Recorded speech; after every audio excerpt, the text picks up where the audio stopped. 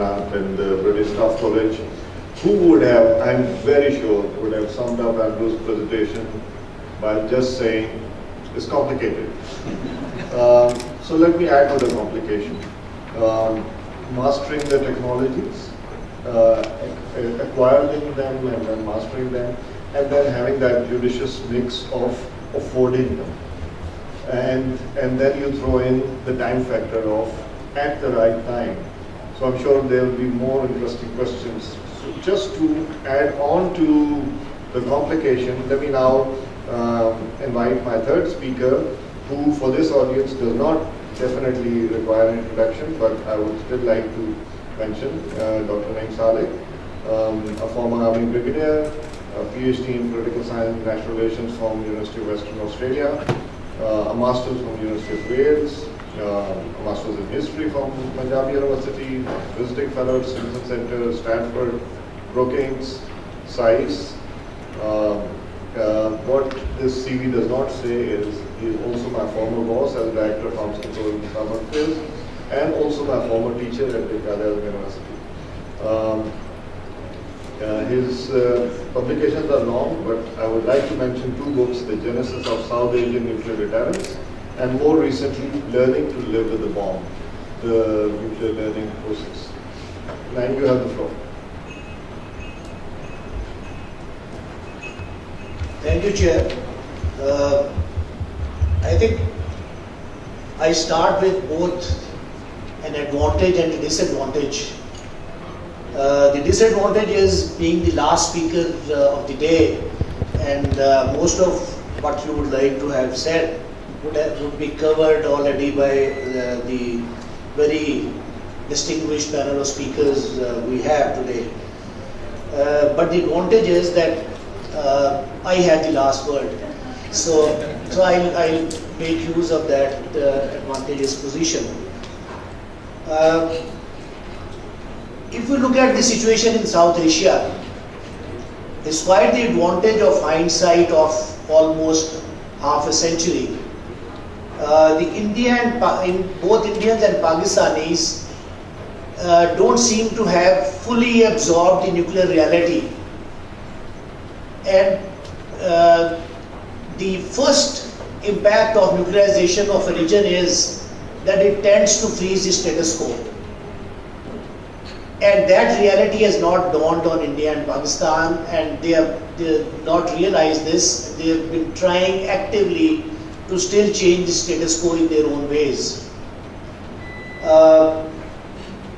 Rather than giving up the option of using force for changing the status quo and adopting the route of negotiations, they still want to wrestle with each other. India is actively challenging Pakistan's nuclear deterrence on different planes. On the doctrinal plane, by introduction of a very provocative and aggressive doctrine in the form of cold start, and practically on ground in the form of activating the line of control and very frequent violations of the ceasefire agreement which had been reached between the two sides in 2003. The result is that if you combine this with Pakistan's substantial commitment in counter-terrorism operations along its western border, there is a feeling of vulnerability over the eastern borders because the forces have been thinned out from there. And once you are being actively challenged through doctrines and practically on ground, then Pakistan had to respond.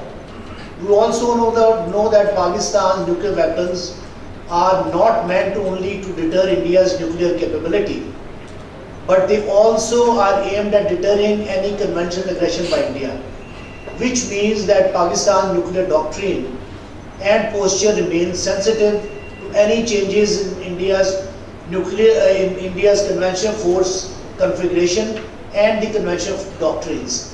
And that is why Pakistan had to react to the cold start doctrine by the introduction of the battlefield weapons.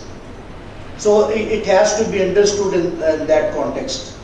At the very outset, after the nuclear test in 1998, both India and Pakistan professed credible minimum deterrence doctrines. The purpose was to put the international community at large,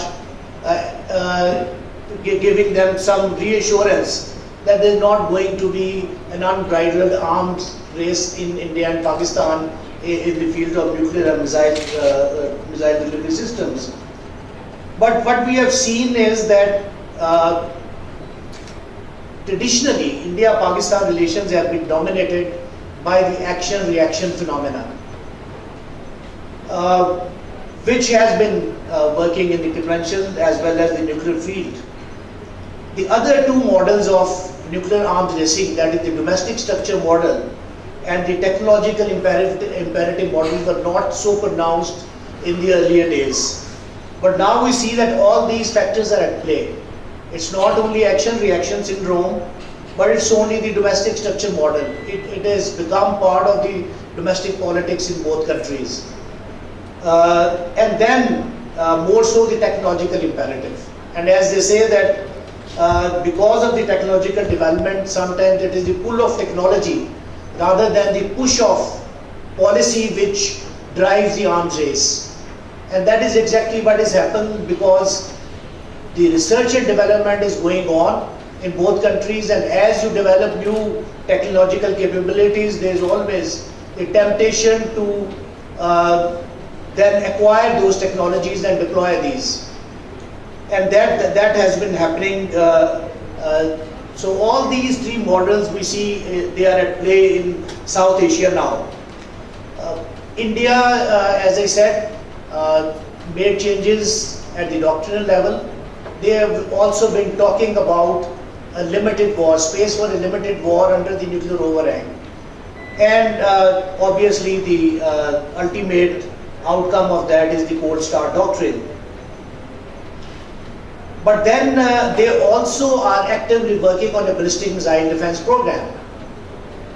Although going by the claims of the DRDO, they are far ahead of the American Missile Defense Agency, because the success rate of tests conducted so far by the American Missile Defense Agencies are 30 to 40%. But in India's case, they claim more than 90% success rate, which I very much doubt. But then the problem is that nuclear deterrence is all about the psychology. It's the state of mind. And if you have even a suspect capability in terms of missile defense, that can give you a false sense of security, which will lead to a greater proclivity for brinkmanship during crisis, and also will ultimately lead to the tendency for preemptive first strike.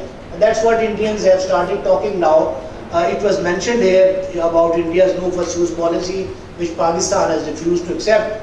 It was very obvious that a side with weaker convention capability could not have accepted a no first use policy.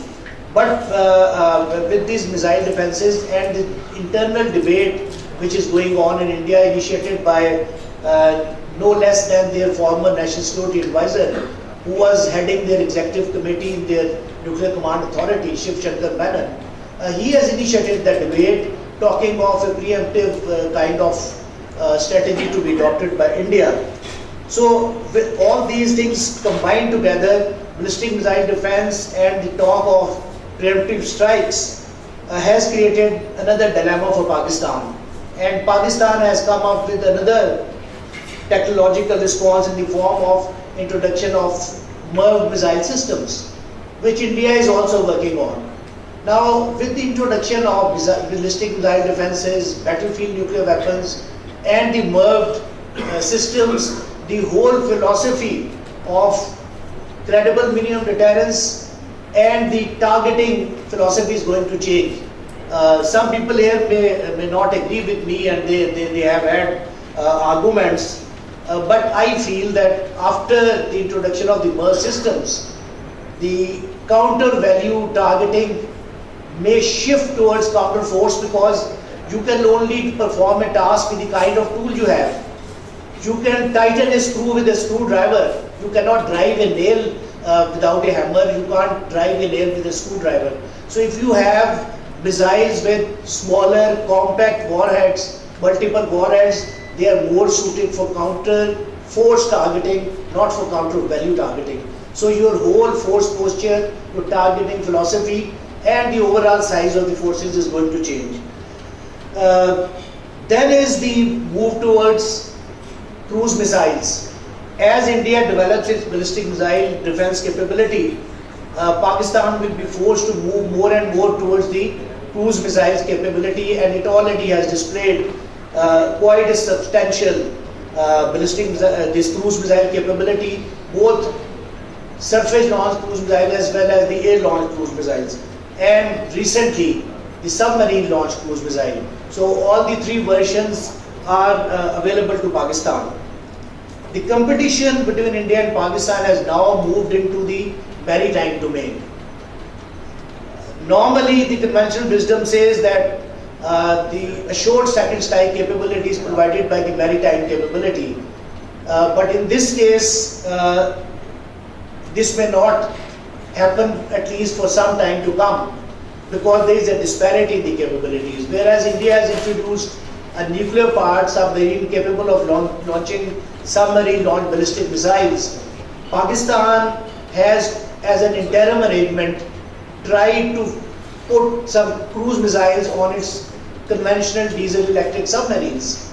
And obviously, once those platforms are there, despite the fact that there have been a lot of advances in the anti-submarine warfare, it will still be very difficult to determine whether a submarine, a diesel electric submarine which is underwater, is carrying a nuclear warhead or a conventional warhead. And that can cause confusion and problems during a crisis situation or even during war. So there is likely to be a very difficult situation. Then the movement of this competition into the maritime domain also going to have impact on the current command and control and the operational postures, because at the moment both India and Pakistan claim that they have centralized assertive command and control, which will not be possible in the maritime domain because of the communication problems in the medium in which the maritime platforms are going to operate. And because of that, there has to be some degree of pre-delegation. The second is the recessed postures which two countries currently claim to have in the land systems. Once they go into the maritime domain, there is no geographical separation between the delivery systems and the warheads. So you cannot have recessed postures.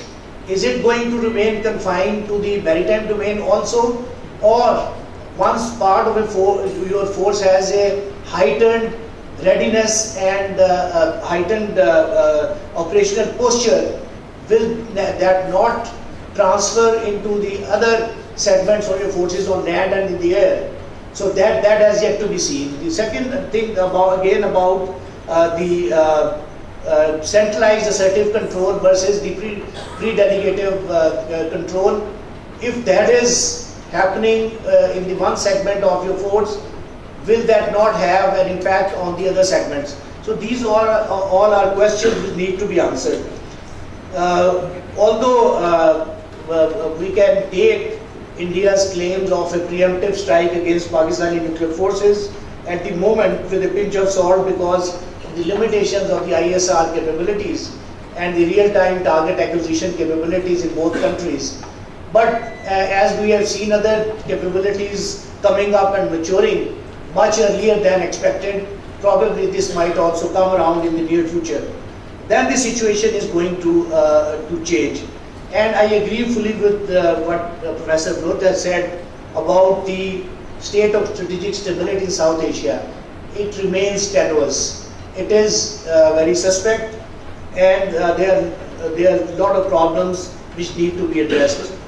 Pakistan has developed battlefield systems, but I won't agree with this characterization that Pakistan's development and deployment, these weapons are not deployed as yet, and probably will be deployed at the very last moment. This is in my opinion, this is just my personal assessment, that this is a demonstration of a capability and option enhancement, threat manipulation, just to send a message across to deter India from attempting any cold start type operation.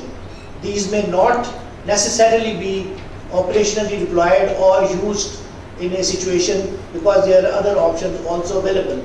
But this is a capability, this is an option which has been demonstrated, it has been operationally tested, and it complicates India's calculations. So it should be seen in that context. There was a mention of brass tacks and Kargil crisis. I think I have read about it, I have heard about it for many, many years, but I find it very difficult to agree that brass tacks was a nuclear crisis. The famous interview by Dr. A.Q. Khan appeared in March in 1987, and the disengagement of forces agreement had already been signed in February. The forces were moving back already in the Ravi-Chenab corridor.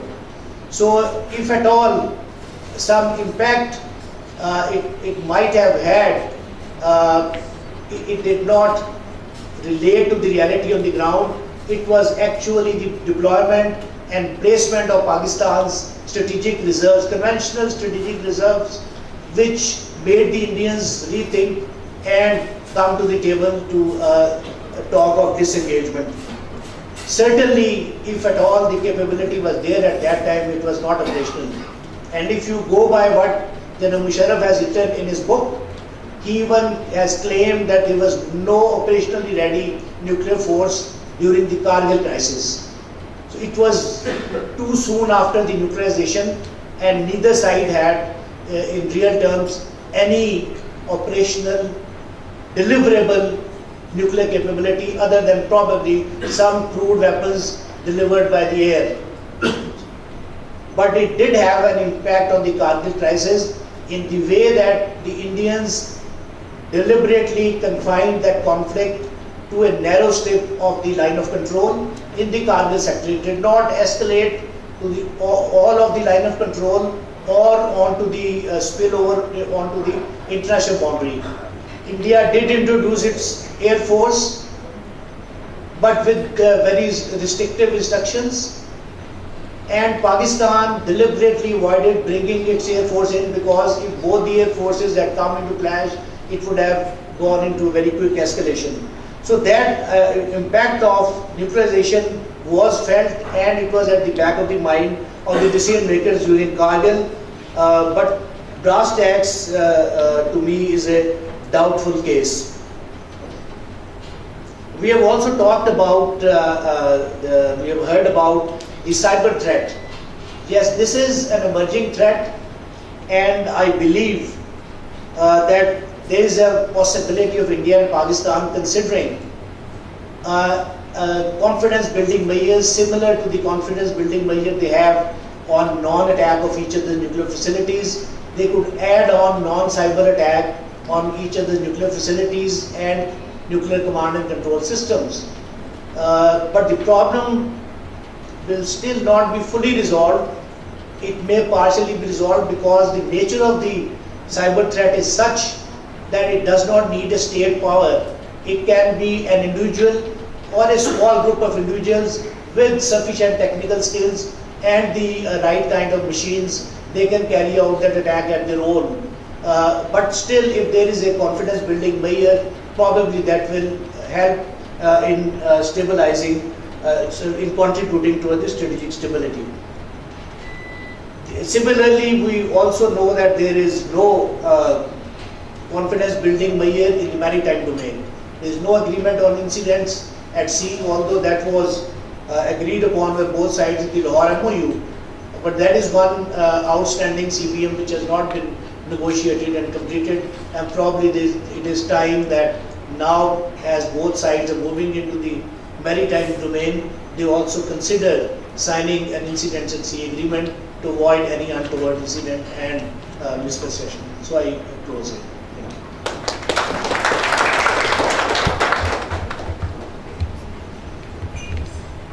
Okay, how do we start?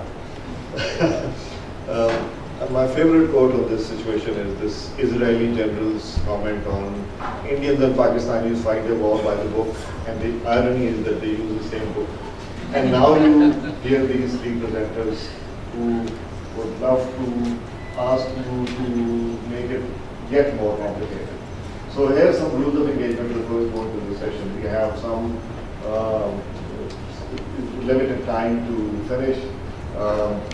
One question or comment, and I have just been sent information by the organizers that the chair is free to shoot anyone who's long-winded.